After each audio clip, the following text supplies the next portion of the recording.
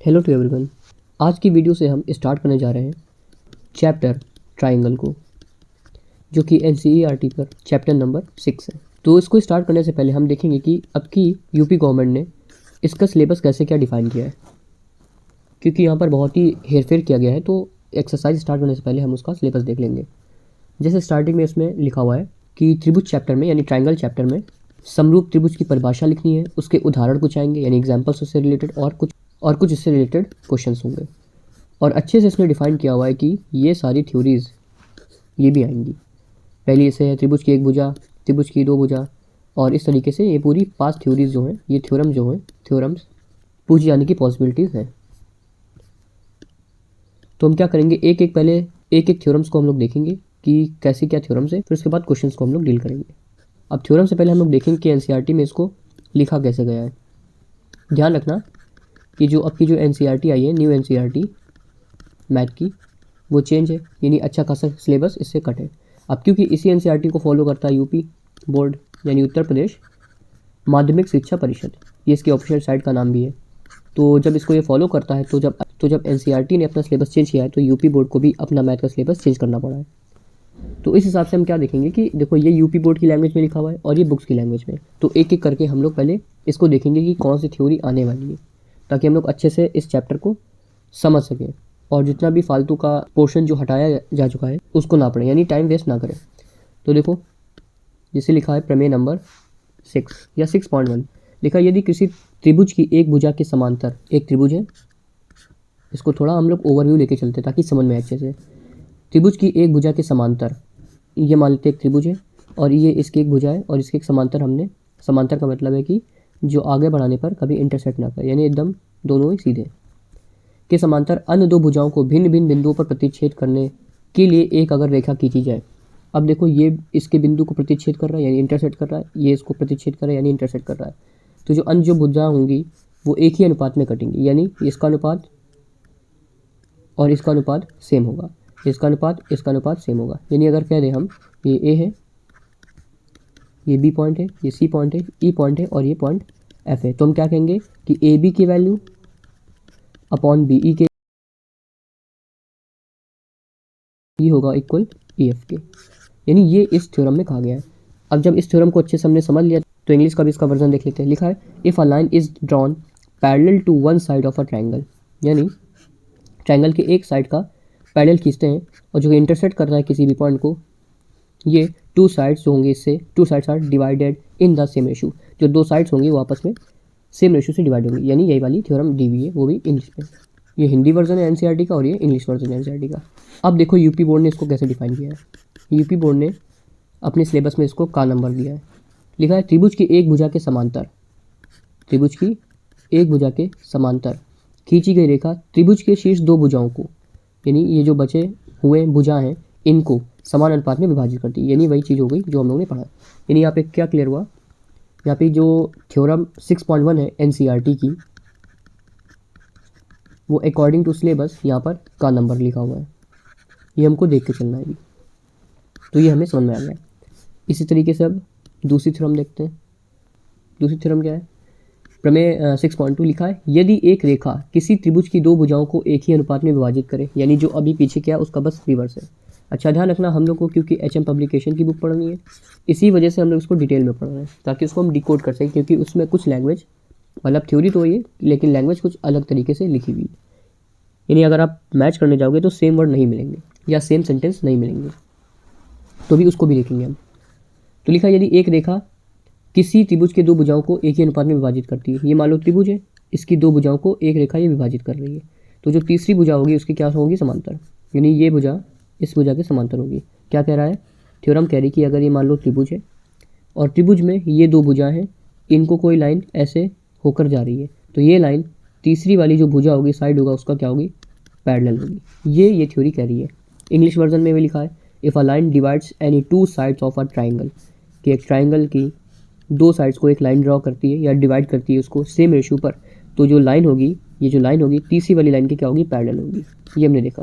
अब फिर देखते हैं कि इसको डिफाइन कैसे किया गया है यूपी बोर्ड के सिलेबस में। लिखा है त्रिभुज की दो भुजाओं को समान अनुपात में विभाजित करने वाली रेखा, त्रिभुज की दो भुजाओं को समान अनुपात में, यानी ये अपॉन ये इक्वल्स टू ये अपॉन ये, इस अनुपात में डिवाइड करने वाली जो रेखा है तीसरी भुजा यानी इसके क्या होगी, समांतर होगी। यानी खा नंबर डिफाइन किया गया है थ्योरी नंबर 6.2 को।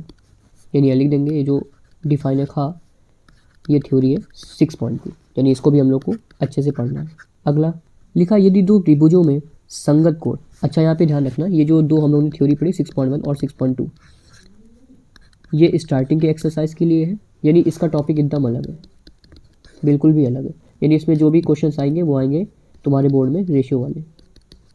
और जो अब है 6.3, 6.4 और 6.5, ये जो थ्योरीज है ये डिपेंड होंगी सिमिलैरिटी पर। अभी सिमिलैरिटी क्या होता है हम लोग जब चैप्टर कवर करेंगे उसमें देखेंगे। ओवरऑल कहने का मतलब है कि स्टार्टिंग की जो थ्योरीज हैं उसके क्वेश्चन रेशियो से रिलेटेड होंगे, और जो लास्ट की जो 3 थ्योरम्स हैं वो ट्रायंगल की सिमिलैरिटी पर डिपेंड होगी। यानी ये एक्सरसाइज अलग होगी और ये एक्सरसाइज अलग होगी, यानी दोनों ही टॉपिक अलग अलग है। तो इसमें क्या है भाई, सिमिलैरिटी वाला पोर्शन है। लिखा यदि दो त्रिभुजों में संगत कोण। संगत कोण का मतलब होता है जिसको बोलते हैं करस्पॉन्डिंग, मतलब अगर ये कोण इधर है तो ऐसा ही कोण दूसरे वाले ट्रायंगल में इधर ही, यानी इसी साइड।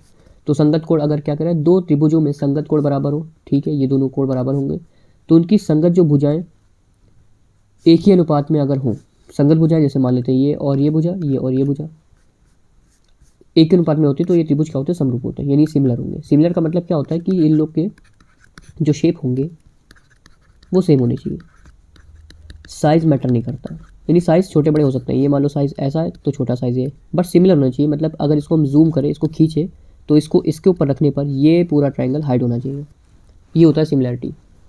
तो ये इसमें दिया हुआ है। तो इंग्लिश वर्जन क्या है, if in two triangles corresponding angles are equal then their corresponding sides are in the same ratio और proportion and hence the two triangles are similar. अब देखो यूपी बोर्ड ने इसको कहाँ डिफाइन किया है, इसके वजह से ही इसको पूरा डिफाइन करना पड़ रहा है। देखो ये लिखा है यदि तो त्रिभुजों में संगत भुजाओं का एक युग्म अनुपातिक हो और अंतरित कोण बराबर हो तो त्रिभुज समरूप होते हैं। तो इसमें देखो ध्यान से भुजा लिखा है, जबकि हम लोगों ने पीछे क्या ड्रॉ किया, पहले हमने क्या है एंगल को ड्रॉ। यानी ये जो 6.3 है ये 4 नंबर वाली थ्योरी है, जो कि इसको डिफाइन किया गया है यूपी बोर्ड के सिलेबस में। ये लिखा है ना, यदि दो त्रिभुजों में संगत कोण बनाओ, इसको ये मान लो संगत कोण का एक युग्म बराबर हो और उनकी संगत भुजाएं अनुपातिक हो, ये अनुपातिक हो, तो क्या होंगे, ये होंगे समरूप। यानी इसमें जो 6.3 थ्योरी है, 6.3 थ्योरी ये इसमें 4th नंबर यानी घा नंबर में दिया हुआ है, ये घा नंबर में। इसको भी हम फिर से इसको रीड्रॉ कर लेंगे ताकि हम लोग अच्छे समझ सकें कि थ्योरी पढ़नी कौन कौन सी है। उसके बाद अगेन 6.4 इसमें दिया हुआ है कि यदि दो त्रिभुजों में एक त्रिभुज की भुजा, ये मान लेते हैं त्रिभुज है दो, क्योंकि सिमिलर होने के लिए एटलीस्ट 2 त्रिभुज तो चाहिए। लिखा है त्रिभुज की एक भुजाएं दूसरी त्रिभुज की भुजाओं के समानुपाती हो, दूसरी भुजा की समानुपाती हो या एक ही अनुपात में हो, तो इनके संगत कोण बराबर होंगे बिल्कुल, और इसीलिए ये त्रिभुज क्या होंगे, सिमिलर होंगे। कि अगर त्रिभुजों में एक त्रिभुज की भुजाएं का मतलब एटलीस्ट 2 भुजा, जैसे मान लो ये भुजा इनका अनुपात, जैसे अनुपात का मतलब ये अगर 2:4 है, यानी देखो 2:4, तो देखो यानी ये 2 गुना है, तो यहाँ पे 3 और 6 कर लो, यानी इनको डिवाइड करोगे 1/2, इनको डिवाइड 1/2। अगर इस केस में और ये एंगल यानी 60 है और ये भी 60 है, तो इस केस में क्या होंगे, ये भी सिमिलर होंगे। और इसको डिफाइन किया यूपी बोर्ड ने, थ्योरी इसमें जो लिखी गा नंबर, ये लिखी, देखो लिखा है यदि दो त्रिभुजों में संगत भुजाओं का एक युग्म अनुपातिक हो, यानी एक पेयर का मतलब 2 भुजाएं, 2 साइड्स क्या हो, अनुपात में हो, ये देखो 2 भुजाएं हमने अनुपात में ली, और अंतरित कोण बराबर हो, यानी अंदर का जो कोण हो, यानी इनके द्वारा जो बन रहा कोण है वो बराबर हो, यानी करस्पॉन्डिंग कोण या करस्पॉन्डिंग एंगल, तो त्रिभुज क्या होंगे, समरूप होंगे। यानी 6.4 जो है वो दी है गा नंबर। अब लास्ट बचती है 6.5, वो ऑफकोर्स हो जाएगी थ्योरी नंबर, जो ये अंगा नंबर इसमें दिया हुआ है, यानी ई नंबर। तो यानी ओवरऑल हम समझ चुके हैं कि यहाँ पर कि जो NCERT में यहाँ पर हम लोग एक बना लेते हैं, ये लिखा हुआ है NCERT और ये लिखा है यूपी बोर्ड का सिलेबस। 6.1 जो NCERT का पोर्शन है वो इसका नंबर पढ़ना है, और इसकी जो 6.2 है वो खा नंबर में दी हुई है, और जिसकी 6.3 है वो दी गई है घा नंबर में। ये थोड़ा हेर फेर कर दिया है, 6.4 ये है घा नंबर में, और 6.5 थ्योरी जो है वो है अंगा नंबर में। बट हम लोग को पढ़ना क्या है, हम लोग को पढ़ना है HM पब्लिकेशन। तो हम देखेंगे एच एम पब्लिकेशन में किसकी तरीके से दिया हुआ है। अच्छा, इसमें एक और डिवाइडेशन कर देते हैं यहाँ पर, क्योंकि ये जो टॉपिक है ऊपर का ये होगा रेशियो से रिलेटेड और नीचे के पोर्शन जो है वो होंगे सिमिलैरिटी से रिलेटेड। अब एच एम पब्लिकेशन में कैसे दिया है यहाँ पर हम लोग देखते हैं। ये रहा एच एम पब्लिकेशन में इसका पोर्शन। देखो लिखा है if a line is drawn parallel to one side, एक लाइन ड्रॉ की जा रही है, line is drawn parallel to one side, एक लाइन के पैरेलल, सेम वही चीज़ जो थ्योरम 6.1 में पढ़ी। Of a triangle to intersect the other two sides, जो टू अदर साइड्स को क्या करें, इंटरसेक्ट करें in distinct points, then the other two sides are divided in the same ratio, जो दो साइड्स होती है वो आपस में डिवाइड हो जाती हैं सेम रेशियो में। याद करो इसको ही हम लोग ने 6.1 में पढ़ा है। देखो लैंग्वेज थोड़ी सी अलग है बट थ्योरी वही है।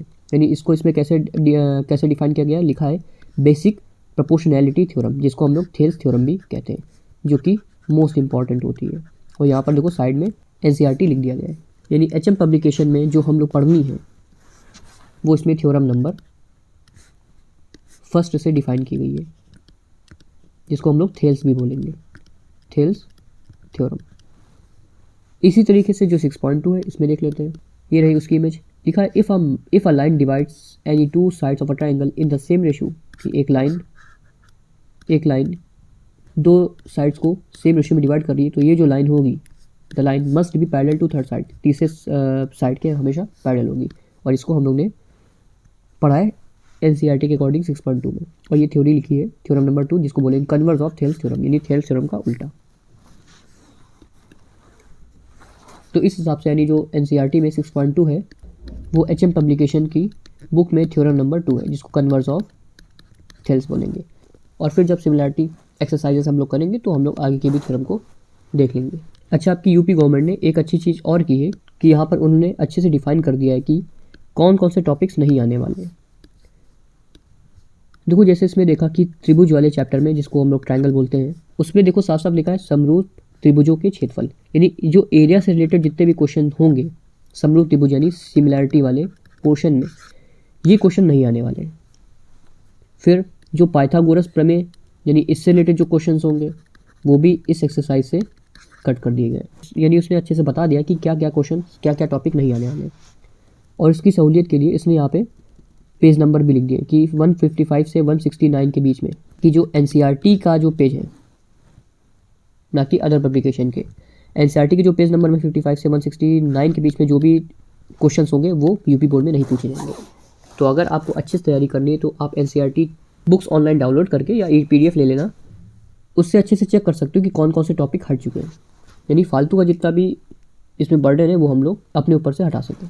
अच्छा, इसकी पीडीएफ जो अगर देखनी है आप लोग को तो मैंने डिस्क्रिप्शन में डाल दी है, उसे इसको डाउनलोड करके देख लेना कि कौन कौन से टॉपिक और भी कट है।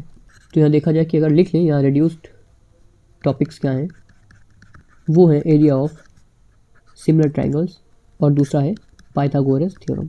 तो ओवरऑल ये वो चीज़ थी जो हम लोग को अच्छे से समझनी थी कि इस चैप्टर में क्या पढ़ना है और क्या नहीं पढ़ना है, क्योंकि ट्रायंगल चैप्टर में बहुत सारे टॉपिक्स होते थे और सबसे टफ आफ्टर ट्रिग्नोमेट्री यही चैप्टर लगता था। तो हो सके तो इसको कहीं नोट डाउन कर लेना ताकि क्या पढ़ना है और क्या नहीं पढ़ना है उसको अच्छे से देख सको।